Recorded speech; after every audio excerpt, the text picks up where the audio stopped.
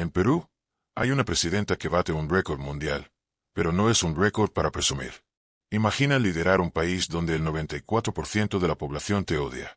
Sí, lo has oído bien. 9 de cada 10 peruanos quieren que te vayas, y aún así sigues en el cargo. No es una serie de Netflix. Es la vida real. Su nombre, Dina Boluarte. Desde que llegó al poder, su mandato se ha convertido en una tormenta de protestas, escándalos y represión. Pero la gran pregunta es, ¿cómo es posible que alguien tan impopular siga gobernando? Para entenderlo, tenemos que retroceder a 2016, año que marcó el inicio de la actual crisis política peruana. En esas elecciones, Pedro Pablo Kuczynski se impuso por apenas un cuarto de punto a Keiko Fujimori, hija del exdictador Alberto Fujimori. La victoria fue mínima, pero el problema mayor vino después. El Congreso quedó en manos del Fujimorismo, creando un campo de batalla entre ejecutivo y legislativo que no tardó en estallar. En 2018, Kuczynski dimitió en medio de un escándalo de compra de votos, cediendo el puesto a su vicepresidente Martín Vizcarra. Su promesa de combatir la corrupción le granjeó enemigos en el Congreso y terminó destituido en 2020. Ese mismo año, Manuel Merino asumió el poder, y aguantó apenas 5 días tras unas protestas masivas. Francisco Sagasti tomó el mando temporalmente hasta 2021, cuando un outsider de izquierda, Pedro Castillo, ganó por muy poco a Keiko Fujimori.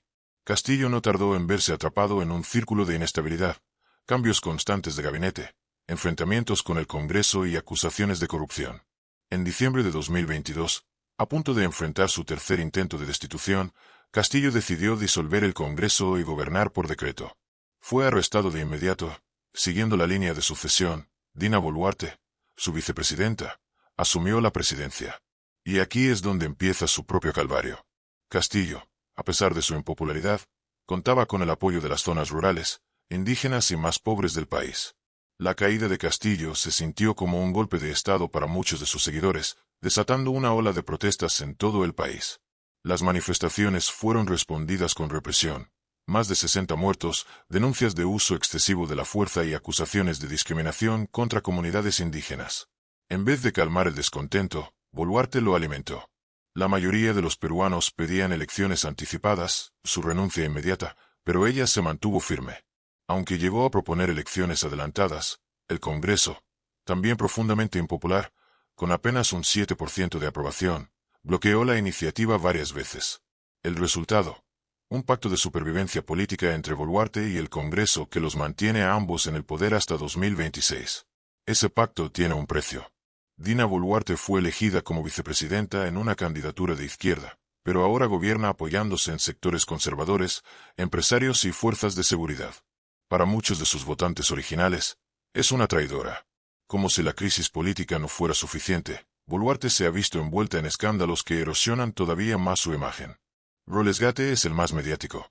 La presidenta fue fotografiada luciendo relojes y joyas de lujo de origen dudoso, lo que provocó acusaciones de corrupción y enriquecimiento ilícito. Ella lo niega, pero el daño ya estaba hecho. A esto se sumó una polémica ausencia de 2 semanas en 2023, cuando se sometió a una cirugía estética sin notificar adecuadamente al Congreso ni delegar funciones. Mientras tanto, el país enfrenta una escalada de violencia ligada al crimen organizado, extorsiones, sicariatos, asesinatos en plena calle y hasta masacres vinculadas a la minería ilegal.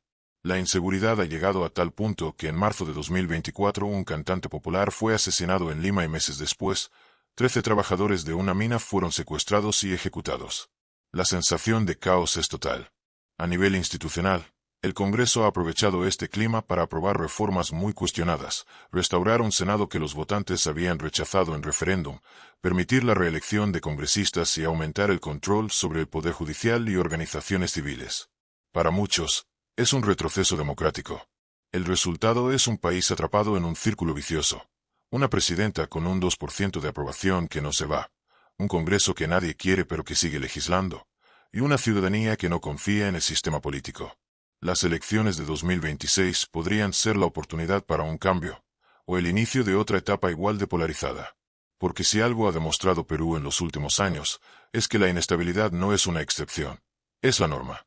Y así, Dina Boluarte continúa en el cargo, sostenida no por el apoyo del pueblo, sino por un pacto de conveniencia con una clase política que parece más interesada en su propia supervivencia que en el futuro del país. La presidenta más impopular del mundo gobierna un país que arde. Y mientras tanto, los peruanos se preguntan cuánto más podrá durar esta historia.